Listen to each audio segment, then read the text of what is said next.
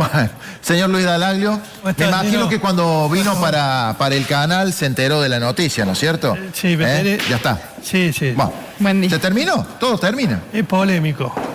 No voy a opinar porque estoy en condición de hincha. Está bien, está bien. Y las condiciones de hincha a veces son pasionales y bueno, la verdad que...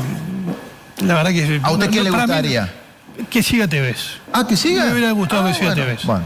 Sí, por supuesto, y fui un gran crítico abiertamente y bueno, no estoy en acuerdo, creo que los procesos hay que acompañarlos, no se trata de una figura menor para el fútbol argentino, creo que, bueno, pero una opinión de hincha sin conocer, por eso se lo pregunto. Parado, digamos, en este caso acá, pero como si lo hubiera hecho desde el tablón de la tribuna. Está bien, señor.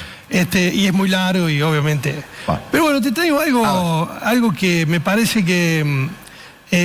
mirar en perspectiva algunos procesos y llevar claridad, porque viste, siempre estamos con el tema de que crece la pobreza, baja la pobreza, y en realidad hay una confusión que ya se ha hablado bastante, lo hemos hablado mucho con el Lagui. Una cosa es el poder adquisitivo de la gente, que te limita en la capacidad de consumo y que obviamente te empobrece, y otra cosa es ser pobre, ¿sí? El ser pobre se construye a partir de un montón de dimensiones que no solamente se reduce al poder adquisitivo, sino también a un montón de otros elementos materiales, patrimoniales, que construyen tu posicionamiento dentro de la sociedad. En un país como la Argentina, donde la estabilidad es la inestabilidad, y las crisis son precisamente... La estabilidad y la inestabilidad. Qué bárbaro. Las crisis son precisamente recurrentes y eso erosiona y erosiona los patrimonios de las familias argentinas y en este caso, que vamos a ver, de los cordobeses. La idea fue mirar 10 años del nivel socioeconómico de los cordobeses y ver si hay modificaciones o no sustanciales para poner en perspectiva, y estos son datos que están construidos sobre la base de lo que establece la Asociación Argentina de Marketing, que define cómo se mide el nivel socioeconómico de la población, en donde, entre otras cosas, la variable, el nivel de instrucción o el patrimonio, si tenés casa, etcétera, o tu ocupación, definen tu posicionamiento en el esquema de los niveles socioeconómicos en este caso, la provincia de Córdoba. Acá hay 10 años, 2016, 2026... Sí. Y vos fijate que a primera vista los datos muestran que no hay un cambio en la estructura socioeconómica de los cordobeses. ¿Puede haber empobrecimiento? ¿Puede haber una situación de dificultades económicas como lo vemos recurrentemente para llegar a fin de mes? Pero patrimonialmente, que es lo que están midiendo esto, hoy no hay un cambio sustancial. Hay corrimientos mínimos que sí los vamos a ver y que muestran ese empobrecimiento que empezó a erosionar esta condición patrimonial de los cordobeses. Pero no es lo que nosotros vemos todos los meses, el crecimiento de la pobreza o la disminución de la pobreza, porque vos hoy, no sé, está en 1 millón y pico para poder cubrir la canasta básica. Si la cubrís, no sos pobre. Si no la cubrís, sos pobre. Y por 100 pesos podés ser pobre o no pobre, digamos. Es una variable que es muy limitada a la hora de establecer la condición patrimonial de los cordobeses. Y en este caso, vos fíjate, en el 2016 tenías un 5% de gente rica. Este es el ABC1. Exacto. ¿Sí? En realidad nosotros lo abrimos un poquito más y es el AB, es el top, es la gente que no es fácil encontrarse en la calle. El ABC1, podemos decir, son los ricos de Córdoba. Tenés un 5% en el 2016...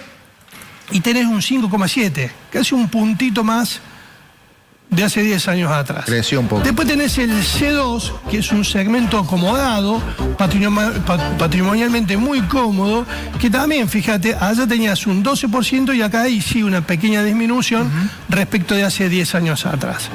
Después tenés el C3, que acá son profesionales, por ejemplo, ¿sí? Mucha gente que también tiene muchas cosas resueltas en su cotidianidad y también muestra una disminución entre el alto superior y el alto, digamos, tenemos una posición de que empieza a disminuir levemente y un leve corrimiento hacia la clase media, que está constituida por el C3 y el D1, que es el 37% 10 años después contra el 35% crece 2 puntos. Es decir, vos fíjate que estos segmentos que de alguna manera tenían alguna posibilidad de acceso a determinado o a condiciones patrimoniales determinadas, empieza a correrse hacia esta gran clase media que después vamos a verla y a caracterizarla.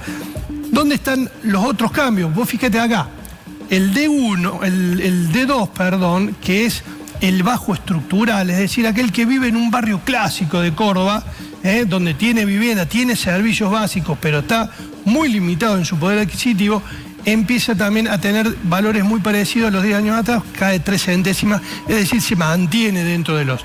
Y donde sí están, que es el segmento E, que es el marginal, el que vive en asentamientos marginales, el que no tiene todos los servicios en el barrio, digamos, no tiene cloaca, etcétera, tienen lo que conocemos como villas miserias. La villa miseria, claro. Este crece 1 punto, es decir, tenemos un corrimiento, un empobrecimiento de algunos segmentos, un crecimiento de la clase media y un crecimiento también de la marginalidad en la provincia de Córdoba. Vamos a ver la síntesis entre estos dos, porque acá está la suma, y esto es mucho más fácil leerlo. Fíjate, sí. Los sectores altos y medios altos estructurados están más o menos parecidos, bajan algunas centésimas. Se mantienen las grandes clases medias, son algo así como 2.600.000 cordobeses los que están viviendo en esta condición, y después tenemos un 20% de gente que ya está en los sectores bajos y marginales, son 764.000 personas. Esto es lo que ha pasado en 10 años con la estructura patrimonial de los cordobeses. Si querés nos metemos un segundito en esto y te digo quiénes son los que están dentro, qué condiciones tienen, y vamos a la placa que sigue, y vas a ver que este segmento, por ejemplo, el C3, el medio, tiene un perfil ocupacional que es básicamente empleados administrativos de baja o media calificación, comerciantes pequeños, cuentapropistas relativamente estables, técnicos, operarios o personal de servicios calificados, obreros especializados, es decir, por ejemplo, la gente que está en las plantas industriales de Córdoba, ¿sí? Entran en este segmento. Tenés oficios calificados como electricista, mecánico, chofer profesional, gasista, si los matriculados, docentes, empleados públicos de rango bajo o intermedio, o supervisión baja o jefaturas menores. Esta es la gente que entra en este segmento medio bajo C3.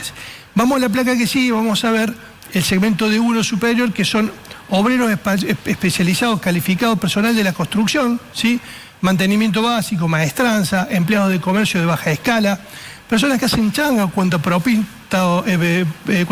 inestable, servicio doméstico formal e informal, operarios de baja calificación, trabajadores manuales con menor estabilidad, ¿sí?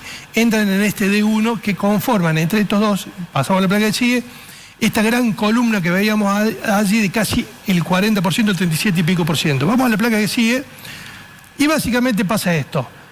En términos de consumo, en clave de consumo, el medio bajo, ¿sí? Suele representar sectores aspiracionales, sensibles a la inflación, al crédito, a la educación y a la movilidad social. Tuvimos ayer una gran manifestación de 100.000 o más personas en defensa de la universidad pública. Muchos tienen sus hijos posibilidades de acceder a una mejor situación educativa a partir de esto. Y los de D1, o sea, los bajos superiores, están más vinculados a demandas de empleo, ingreso, seguridad cotidiana y asistencia estatal. Es decir, este sector está, digamos, en una posición más de...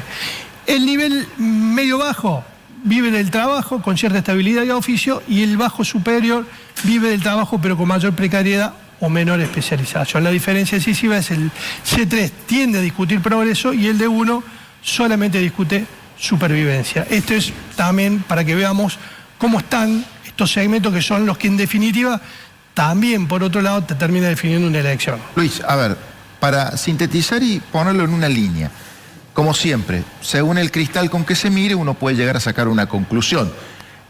Lo bueno sería que, comparando la década 2016-2026, no ha habido un deterioro tan pronunciado patrimonial. Eso podría decir lo bueno. Lo malo es que tampoco ha habido una mejora sustancial o un crecimiento. Digo como para sacar una conclusión de todo esto que perfectamente has detallado vos, ¿no? Exactamente, no hubo una modificación, hay un pequeño deterioro mínimo Sí, a pesar de sí. la erosión permanente y como decís vos, no hubo una mejora en estos 10 años de la situación patrimonial de los cordobeses. Está. Señor, clarísimo como siempre. Después lo charlamos en privado. ¿Quién le gustaría que venga? ¿Le parece?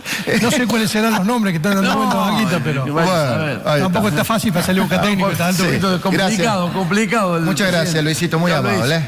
Señor Luis Dalaglio, como todos los miércoles aquí en el show del Lagarto. Tenemos